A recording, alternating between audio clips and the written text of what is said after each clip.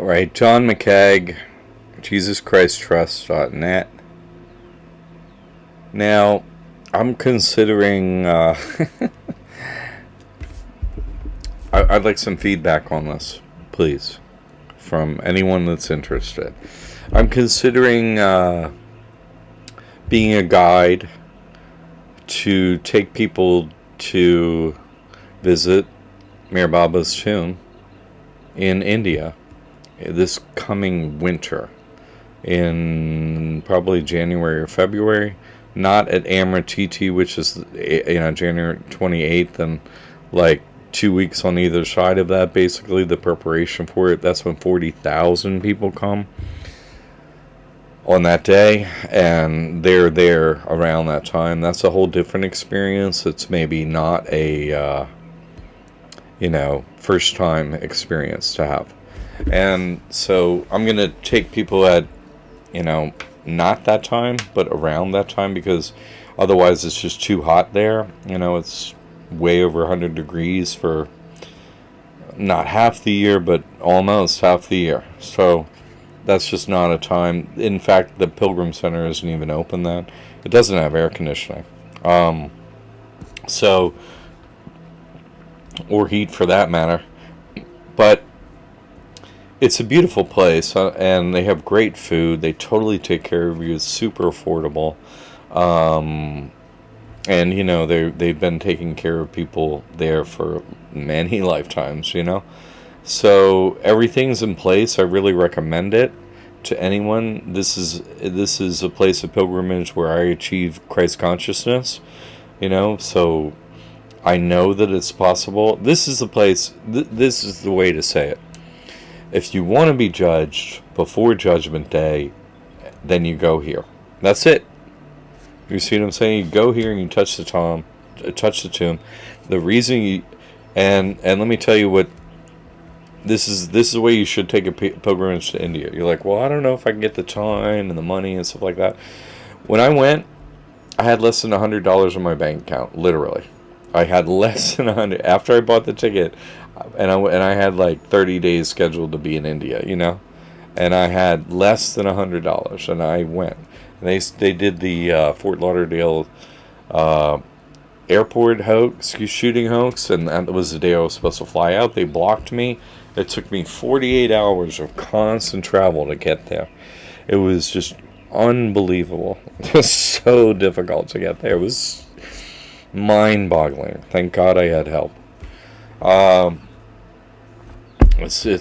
was impossible to describe that first journey, but people do experience health issues and so on. Not everyone, but I'm curious if anyone cares to really see if they can, because I did take someone before, and they did go up a plane when they went. They no longer listened to me or whatever, it was an early plane or whatever, but they did go up a plane. The second they touched that tomb, just exactly like I said. And it's funny, there's this guy there, right, who we both met, called Ananda, which means bliss, and he was like near my age. He's just literally sleeping out under the trees with the dogs, and he was from Iran, and he was an accountant, retired, and just had his bags, and it didn't rain there hardly ever, so he was just hanging out there, and he would go inside and eat at the Pilgrim Center, and he was just there. This was his pilgrimage.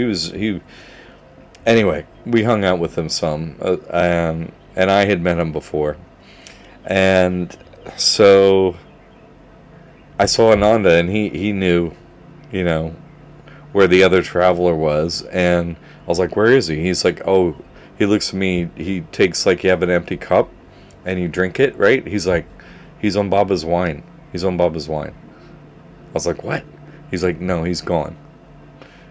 And, he touched that tomb and basically was just walking around and babbling like a madman, until we found him. And then I helped bring him down, from that experience back to more regular consciousness. How did I do it? By reading Meher Baba to him and the description of the plane that he was experiencing. I was like, well, let me just open the book and describe. And he was just sitting there, you're describing exactly what's happening to me. How could he know what was going to happen to me when I came to India? You know what I mean? Like, and so that thinking of how Baba had known ahead of time and always knows, that he was going to experience had brought him back into this consciousness.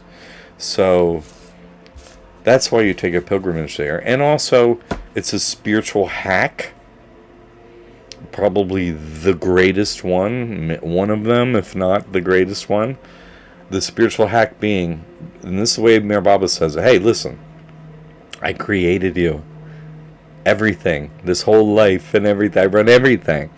And so your concern is, I can't run your life while you're over here visiting me on your pilgrimage. He said, in fact, I'm going to make your life better by the time you get back. When you're coming to visit me, I'll sort out your life back there while you're coming here to visit me and sort out your spiritual issues. He's like, I'm going to sort out your life. So, I mean, then that's a fact, too.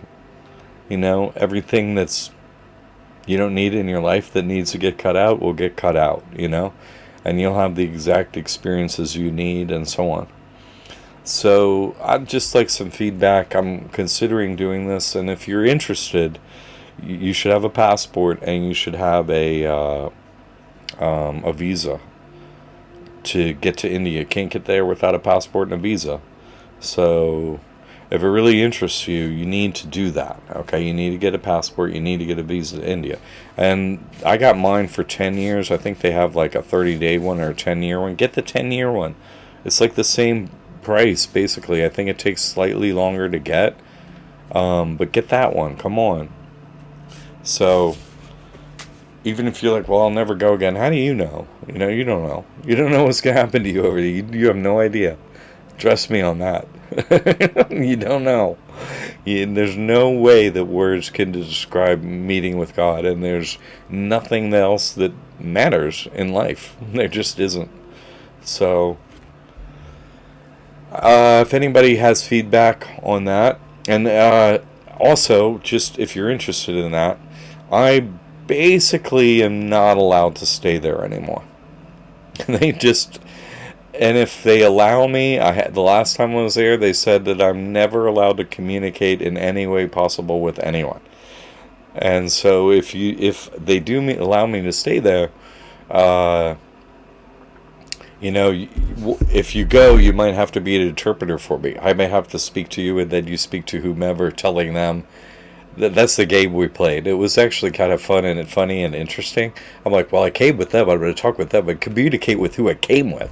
But yeah, I won't communicate with anyone else. Sure, no problem, actually. I was like, that actually is better, thanks.